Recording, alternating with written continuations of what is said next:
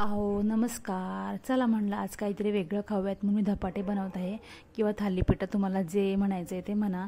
So त्यासाठी मी 3 पिठं घेतले. 2 वाटी ज्वारी, 1 वाटी गहू आणि 1 वाटी बेसन आणि त्याच्यामध्ये सगळे सुके मसाले टाकून 2 कांदे चिरून घ्यायचे आणि खूप सारी कोथिंबीर टाकायची जेणेकरून चव खूप छान येते.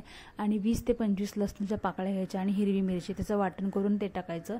ओवा टाकायचा थोडासा आणि हे सगळं टाकून पीठ असं भाकरीला कसं मळतो आपण तसं मळून घ्यायचं.